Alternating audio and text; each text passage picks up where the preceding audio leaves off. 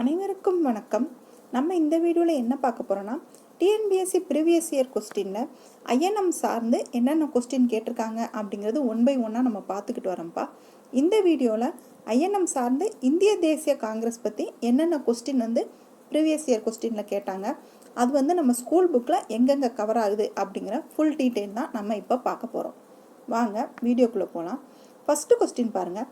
இந்திய தேசிய காங்கிரஸ் உருவாக்கப்பட்ட ஆண்டு அப்படின்னு கேட்குறாங்க. அதாவது இந்திய தேசிய காங்கிரஸ் எப்போ உருவாச்சு அப்படின்னு பார்த்தீங்கன்னா, கிபி 1885 தான் இந்திய தேசிய காங்கிரஸ் உருவாச்சு. இதை யார் உருவாக்குனாங்க அப்படின்னு பார்த்தீங்கன்னா, ஏஓ ஹியூம் அவங்க தான் இதை உருவாகிறதுக்கு காரணமாக இருந்திருப்பாங்க. இது ஃபஸ்ட்டு இதனோட மாநாடு எங்கே நடந்துச்சு, முதல் அமர்வு எங்கே நடந்துச்சு அப்படின்னு பார்த்தீங்கன்னா 1885 டிசம்பர் 28 இந்திய தேசிய காங்கிரஸின் முதல் அமர்வு பம்பாயில் தான் நடந்திருக்கும். இது பாருங்கள், கொஸ்டின் பாருங்கள். 1885 ஆண்டு இந்திய தேசிய காங்கிரஸ் உருவாச்சு அப்படிங்கிறாங்க. பம்பாய், மதராஸ், கல்கத்தா ஆகிய 3 மாகாணங்களிலும் அரசியல் ரீதியாக தீவிரம் காட்டிய கல்வியறிவு பெற்ற இந்தியர்களின் குழுக்கள் மேற்கொண்ட முயற்சியின் விளைவாக தான் இந்த இந்திய தேசிய காங்கிரஸ் உருவாச்சு அப்படிங்கிறாங்க. இதனுடைய முதல் தலைவர் யார் அப்படின்னு பார்த்தீங்கன்னா உமேஷ் சந்திர பானர்ஜி, அதாவது WC பானர்ஜி அப்படின்னு சொல்லுவாங்க. அவங்க தான் இந்திய தேசிய காங்கிரஸோட முதல் தலைவராக இருந்தாங்க. நெக்ஸ்ட் கொஸ்டின் பாருங்க. இந்திய தேசிய காங்கிரஸ் ஆரம்ப காலத்தை பற்றி பின்வரும் கூற்றுக்களில் எது சரியானது அல்ல அப்படின்னு சொல்லி கேட்குறாங்கப்பா. இதை கவனமாக பாருங்கள். டிஎன்பிஎஸ்சி இப்படித்தான் நம்ம ஏமாற்றுவாங்க. எது சரியானது நீங்கள் போட்டுட்டு அல்ல மட்டும்தான்ப்பா கீழே கொண்டு வந்திருக்காங்க. நீங்கள் லாஸ்ட் வரைக்கும் கொஸ்டினை படிக்கலைன்னா இதில் ஏமாந்துருவீங்க. ஃபஸ்ட்டு என்ன சொல்லியிருக்காங்கன்னு பாருங்கள். 1885 இந்திய தேசிய காங்கிரஸ் துவங்கப்பட்டது அப்படிங்கிறாங்க. அது சரிதான். தேசிய ஒருமைப்பாட்டை வளர்ப்பது அதன் முக்கிய கொள்கையாகவும் சொல்கிறாங்க. அதுவும் சரிதான். அது சமூக சீர்திருத்தங்கள் குறித்து விவாதித்தது அப்படின்னு சொல்கிறாங்க. அது கிடையாதுப்பா. சமூக சீர்திருத்தங்கள்லாம் அவங்க பற்றி விவாதிச்சிருக்க மாட்டாங்க. அவங்க ஆங்கிலேயரோட இணக்கமான போக்கின்படி நம்ம எப்படி நமக்கான உரிமைகளை பெற்று வாங்கணும் அப்படிங்கிறதுல தான் இருப்பாங்க. நெக்ஸ்ட்டு அது ஒரு ஒருங்கிணைந்த அரசியல் களமாக உருவாக்க பாடுபட்டது அப்படிங்கிறாங்க. அதுவும் கரெக்டு தான். அப்போ இதில் என்ன ராங்குன்னு பார்த்தீங்கன்னா தேர்ட் ஒன் மட்டும்தான் ராங்கு. சரிங்களா? நெக்ஸ்ட் கொஸ்டின் பாருங்கள். ஆலன் ஆக்டேவின் ஹியூம் பற்றி கூற்றுக்களில் எது உண்மை அப்படின்னு கேட்குறாங்க. இந்திய தேசிய காங்கிரஸின் தந்தை அப்படிங்கிறாங்க. அது சரிதான். ஒரு சிறந்த பொருளாதார நிபுணர் அப்படிங்கிறாங்க. அவங்க பொருளாதார நிபுணராலாம் இருந்திருக்க மாட்டாங்க. இங்கிலாந்தோட ஆட்சியாளராக இருந்திருப்பாங்க. 1893 லாகூர் அமர்வுக்கு தலைவராக இருந்தாங்க அப்படிங்கிறாங்க. 1893 லாகூர் அமர்வுக்கு தலைவராக இருந்திருக்க மாட்டாங்க. நெக்ஸ்ட் பாருங்க. இந்திய தேசிய காங்கிரஸின் முதல் பெண் தலைவர் யார் அப்படின்னு கேட்டிங்கன்னா அன்னி பெசன்ட் அவர்கள் தான் இந்திய தேசிய காங்கிரஸோட முதல் பெண் தலைவர். அவங்க 1917 கல்கத்தா மாநாட்டுக்கு தலைவராக இருந்திருப்பாங்க. நெக்ஸ்ட் கொஸ்டின் பாருங்க. 1917 இந்திய தேசிய காங்கிரஸ் தலைவராக அன்னி பெசன்ட் தேர்ந்தெடுக்கப்பட்டார். அவர் டேஸ் கூட்டத்திற்கு தலைமை தாங்கினார் அப்படிங்கிறாங்க. அதாவது அந்த மாநாடு எங்கே நடந்துச்சு அப்படின்னு கேட்குறாங்க. அது எங்கன்னு பார்த்தீங்கன்னா கல்கத்தாவில் தான் நடந்திருக்கும். அதுக்கு தான் இவங்க தலைமை தாங்கியிருப்பாங்க. அவங்க தன்னாட்சி நிறுவனம் அப்படின்னு தன்னாட்சியை ஒன்று நடத்திக்கிட்டு இருப்பாங்க இல்லைங்களா? பிரம்மஞான சபை மூலிமா தன்னாட்சி வேணும் அப்படின்னு சொல்லி ஆங்கிலேயர்கிட்ட டொமினியன் அந்தஸ்து கொடுங்க அப்படின்னு சொல்லி போராடிக்கிட்டு இருப்பாங்கல்ல. அப்படி போராடும் போது அவங்கள ஆங்கிலேயர்கள் கைது பண்ணிடுவாங்க. கைது பண்ணவங்களை விடுதலை பண்ண சொல்லி இவங்கெல்லாம் கேட்பாங்க. அப்படி கேட்ட உடனே அவங்கள 1917 செப்டம்பரில் அவங்கள விடுதலை ஆக்கிடுவாங்க. அவங்க விடுதலை ஆன அந்த வருஷமே இந்திய தேசிய காங்கிரஸில் கல்கத்தா மாநாடு நடைபெறும். அதுக்கு அன்னி பெசன்ட் அவர்களை தலைவராக வச்சுருப்பாங்க. சரிங்களா? நெக்ஸ்ட் பாருங்க. இந்திய தேசிய காங்கிரஸின் 2வது பெண் தலைவர் யார் அப்படின்னு பார்த்தீங்கன்னா சரோஜினி நாயுடு. அவங்க தான் 2வது பெண் தலைவர். அவங்க எந்த மாநாட்டுக்கு தலைவராக இருந்திருப்பாங்கன்னு பார்த்தீங்கன்னா கான்பூர் மாநாட்டுக்கு தான் சரோஜினி நாயுடு தலைவராக இருந்திருப்பாங்க. எந்த வருஷம்னு பார்த்தீங்கன்னா 1925. நெக்ஸ்ட் பாருங்க. 1923 இளம் வயதில் இந்திய தேசிய காங்கிரஸின் தலைவராக தேர்ந்தெடுக்கப்பட்டவர் யார் அப்படின்னு பார்த்தீங்கன்னா அபுல் கலாம் ஆசாத். அவங்க தான் 1923 இளம் வயது காங்கிரஸ் தலைவராக தேர்ந்தெடுத்திருப்பாங்க. இந்திய தேசிய காங்கிரஸின் நீண்ட காலம் தலைவராக இருந்தவர் யாருன்னு பார்த்தீங்கன்னா அபுல் கலாம் ஆசாத். அவங்க தான் நீண்ட காலம் தலைவராக இருந்திருப்பாங்க. அவங்க ஃபஸ்ட்டு 1923 டெல்லி மாநாட்டில் இளம் வயது தலைவராக இருந்திருப்பாங்க. 1940-46 வந்து நீண்ட கால தலைவராக வந்து அப்துல் கலாம் ஆசாத் தான் இருந்திருப்பாங்க. ஏன்னா 1940க்கு அப்புறம் நம்ம அடுத்தடுத்து வந்து புரட்சிகள்லாம் நடந்துட்டு இருக்கும் இல்லைங்களா, வெள்ளையனே வெளியேறு இயக்கம் அது எல்லாமே நடந்துகிட்டு இருக்கும்போது தலைவர்கள் எல்லாரையுமே, காங்கிரஸ் தலைவர்கள் எல்லாருமே ஜெயிலில் பிடிச்சி போட்டிருப்பாங்க. அதனால வந்து இந்த காங்கிரஸுக்கு வந்து 1940 இவங்க தலைவராக வந்தவங்க விடுதலை கிடைக்கிற வரைக்கும் 46 வரைக்கும் அப்துல் கலாம் ஆசாத் அவங்க தான் தலைவராக இருந்திருப்பாங்க. நெக்ஸ்ட் பாருங்க, கல்கத்தாவில் நடைபெற்ற 2வது காங்கிரஸ் அமர்வில் கலந்து கொண்ட பிரதிநிதிகளுக்கு தோட்டத்தில் விருந்து கொடுத்தவர் யார் அப்படின்னு பார்த்தீங்கன்னா டர்பின் பிரபு அவங்க தான் வந்து அவங்க தோட்டத்தில் வந்து விருந்து கொடுத்துருப்பாங்க. நெக்ஸ்ட் பாருங்க, 1907 சூரத்தில் நடைபெற்ற இந்திய தேசிய காங்கிரஸ் கூட்டத்திற்கு தலைமை தாங்கியவர் யார் அப்படின்னு பார்த்தீங்கன்னா ராஸ் பிஹாரி கோஸ் அவங்க தான் வந்து தலைமை தாங்கியிருப்பாங்க. இந்த 1907 தான் மிதவாதிகள் தீவிரவாதிகள் 2 பேருமே வந்து பிரிஞ்சிருப்பாங்க, சண்டை போட்டு. அதை சூரத் பிளவு அப்படின்னே சொல்லியிருப்பாங்க. இந்த சூரத் மாநாட்டில் வந்து பாரதியார், வஉசி அவங்களுமே வந்து இதில் கலந்துக்கிட்டு இருந்திருப்பாங்க. இதுக்கு வந்து இவங்க பாலகங்காதர திலகரை வந்து தலைவராக போடணும் அப்படின்னு சொல்லி தீவிரவாதிகள் சொல்லுவாங்க. மிதவாதிகள் வந்து ராஸ் பிஹாரி கோஸை வந்து அவங்க தலைவராக போட்டிருப்பாங்க. புக் ப்ரூஃப் பாருங்க, சூரத் காங்கிரஸ் பிளவு தேசியவாதிகள் வேட்பாளரான ராஸ் பிஹாரி கோஸ் என்பவருக்கு எதிராக வந்து தீவிர தேசியவாதிகள் வந்து லாலா லஜபதி ராயை வந்து அவங்க தான் தலைவராக இருக்கணும் அப்படின்னு முன்மொழிவாங்க. இதனால ஏற்பட்ட பிரச்சனையினால மிதவாதிகள் தீவிரவாதிகள் 2 பேருமே வந்து இந்த சூரத் மாநாட்டில் வந்து அவங்க பிரிஞ்சு போயிருப்பாங்க.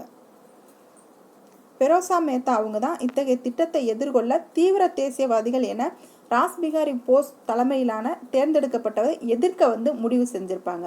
அப்போ இதை எதிர்க்க முடிவு செஞ்சவங்க யார் அப்படின்னு பார்த்தீங்கன்னா பெரோசா மேத்தா அவங்க. இதை கவனமாக பார்த்துக்கோங்க, சரிங்களா. நெக்ஸ்ட் பாருங்க, எந்த காங்கிரஸ் மாநாட்டில் வகுப்புவாத பிரதிநிதித்துவம் தவறு என்ற மசோதாவை முகமது அலி ஜின்னா கொண்டு வந்தார் அப்படிங்கிறாங்க. 1910 தான் அவங்க கொண்டு வந்திருப்பாங்க. காங்கிரஸில் மூன்றாவது மாநாடு நடைபெற்ற இடம் எது அப்படின்னு பார்த்தீங்கன்னா மெட்ராஸ். இதில் தான் வந்து முஸ்லீம் தலைவரான பக்ருதீன் தியாப்ஜி அவங்க வந்து தலைவராக இருந்திருப்பாங்க. நெக்ஸ்ட் பாருங்க, 3வது இந்திய காங்கிரஸ் மாநாடு யார் தலைமையில் நடைபெற்றது அப்படின்னு பார்த்தீங்கன்னா பக்ருதீன் தியாப்ஜி அவங்க தலைமையில தான் நடைபெற்றிருக்கும். ஃபர்ஸ்ட் முஸ்லீம் தலைவர் வந்து இவங்க தான். 3வது மாநாடு வந்து பக்ருதீன் தியாப்ஜி அவங்க தலைமையில் 1887 சென்னையில் நடைபெற்றிருக்கும். எங்கன்னு பார்த்தீங்கன்னா மக்கீஸ் தோட்டம் அப்படிங்கிற இடத்துல தான் வந்து நடைபெற்றிருக்கும். அதில் எத்தனை பேர் கலந்துக்கிட்டாங்கன்னு பார்த்தீங்கன்னா 607 பேர் அகில இந்திய பிரதிநிதிகளாக கலந்துட்டு இருந்திருப்பாங்க. அதில் 362 பேர் வந்து சென்னையை சேர்ந்தவங்க அப்படின்னு சொல்கிறாங்க. நெக்ஸ்ட் பாருங்க, காங்கிரஸ் கட்சியின் வானொலியில் பணியாற்றிய திடுக்கிடும் செய்தியை வாசிப்பதில் தேர்ச்சி பெற்ற மற்றும் நேர்த்தியான வார்த்தை உச்சரிப்பை கொண்ட பெண்மணி யார் அப்படின்னு கேட்டிங்கன்னா உஷா மேத்தா அவங்க தான். இந்திய ரகசிய வானொலி ஒலிபரப்பு அப்படின்னு வெள்ளையரே வெளியேறு இயக்கத்தின் மூலமாக வந்து இவங்க உஷா மேத்தா அவங்க தான் நடத்திட்டு இருப்பாங்க. ரகசிய வானொலி ஒலிபரப்பிற்கு வித்திட்டவங்க இந்த உஷா மேத்தா தான். உஷா மேத்தா என்பதனோடு அதன் ஒலிபரப்பு மதராஸ் வரை வந்து அது கேட்டுச்சான். அவங்க மும்பையிலேருந்து அவங்க ஒளிபரப்புற நியூஸ் வந்து நமக்கு மதராஸ் வரைக்கும் கேட்டுச்சு அப்படின்னு சொல்கிறாங்க. அவங்க நிறுவிய காங்கிரஸ் வானொலி வந்து திரைமறைவில் இருந்தபடியே வந்து 1942 நவம்பர் மாதம் வரைக்கும் வந்து அது வெற்றிகரமாக செயல்பட்டுச்சு அப்படின்னு சொல்கிறாங்க. நெக்ஸ்ட் பாருங்க, 1914 சென்னையில் நடந்த இந்திய தேசிய காங்கிரஸ் கமிட்டியின் தலைவராக இருந்தவர் யார் அப்படின்னு பார்த்தீங்கன்னா பூபேந்திரநாத் போஸ் அவங்க தான் வந்து 1914 இந்திய தேசிய காங்கிரஸ்க்கு வந்து தலைவராக இருந்தாங்க. 29வது செக்ஷனுக்கு வந்து இவங்க டிசம்பரில் தலைவராக இருந்திருப்பாங்க.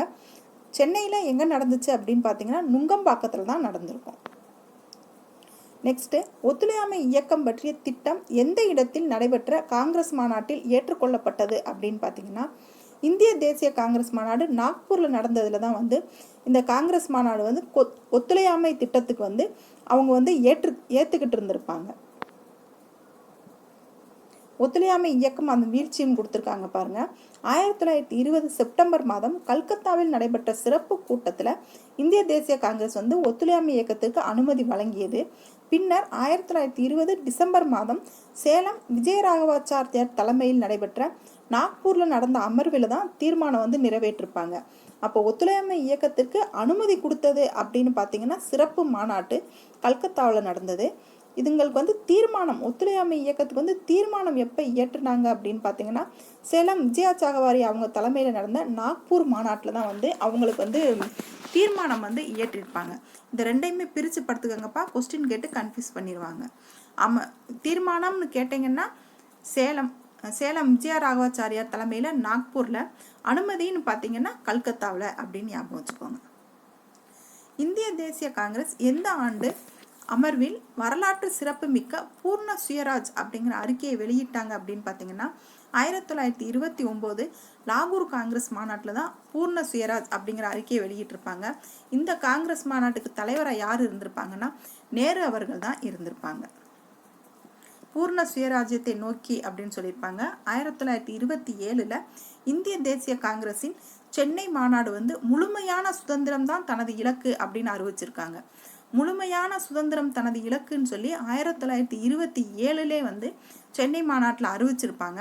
ஆனால் 1929 2 வருஷம் கழிச்சு லாகூரில் கூடிய காங்கிரஸ் மாநாட்டில் தான் பூரண சுயராஜ்யம், அதாவது முழு சுயராஜ்யம் என்பது இலக்கு அப்படின்னு சொல்லி தீர்மானம் நிறைவேற்றிருப்பாங்க. ஃபர்ஸ்ட் வந்து அறிவிச்சிருப்பாங்க, அப்புறம் வந்து தீர்மானம் நிறைவேற்றிருப்பாங்க. 1930 ஜனவரி 26 ராவி நதிக்கரையில் வந்து சுதந்திரத்தை அறிவிக்கும் விதமாக வந்து ஜவஹர்லால் நேரு அவர்கள் வந்து தேசிய கொடியை வந்து ஏற்றிருப்பாங்க. நெக்ஸ்ட் பாருங்க, இந்திய தேசிய காங்கிரஸால் பூரண சுயராஜ்ய நாளாக கொண்டாடிய நாள் எது அப்படின்னு பார்த்தீங்கன்னா ஜனவரி 26, 1930. பூர்ண சுயராஜ்யத்தை நோக்கி அதில் பார்த்தோம்லப்பா 1930 ஜனவரி 26 ராவி நதிக்கரையில் வந்து சுதந்திரத்தை அறிவிக்கும் விதமாக வந்து ஜவஹர்லால் நேரு அவங்க வந்து தேசிய கொடியை வந்து ஏற்றிருப்பாங்க.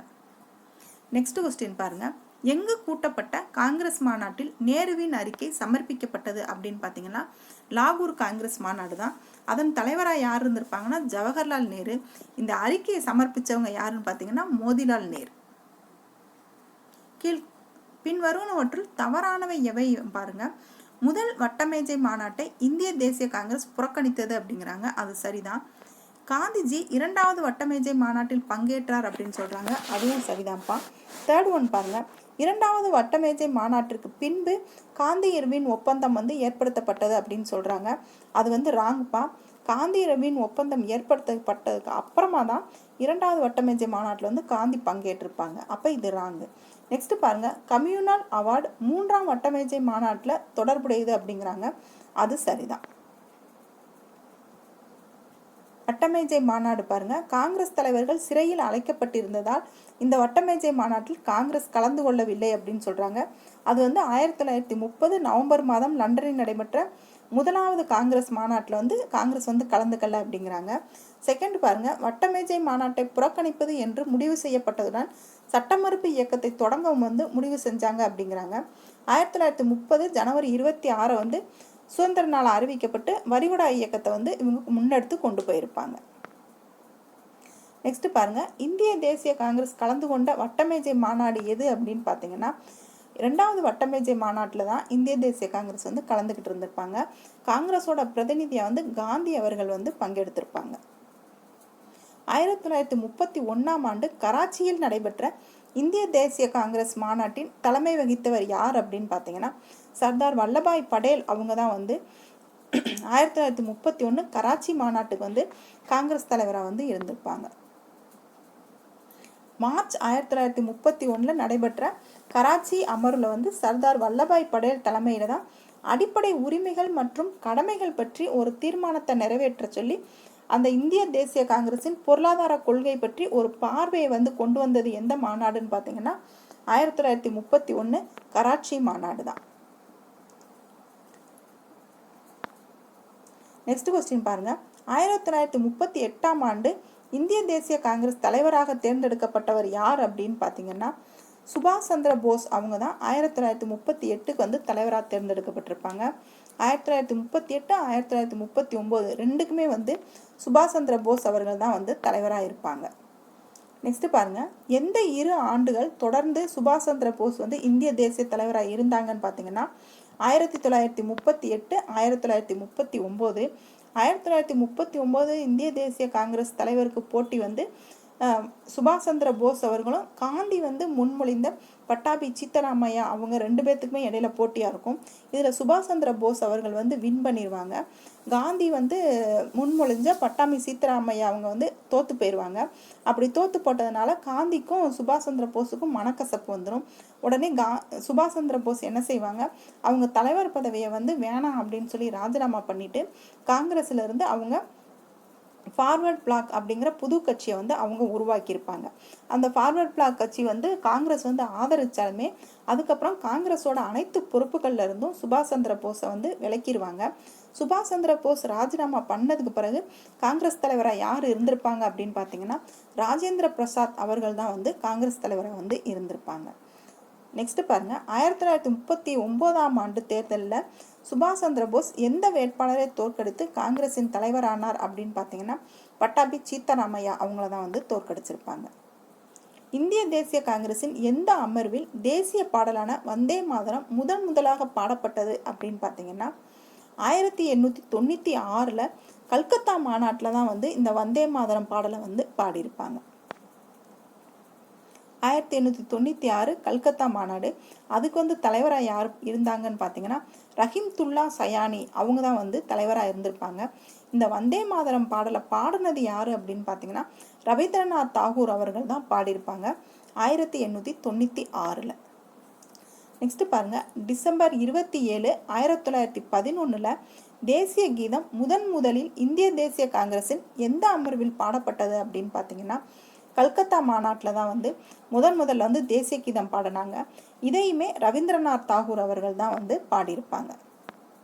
இதோட இந்த வீடியோ முடியுதுப்பா. INMல இந்திய தேசிய காங்கிரஸ் பற்றின வீடியோ முடியுது. அடுத்து இன்னொரு வீடியோவில் பார்க்கலாம். தேங்க்யூ.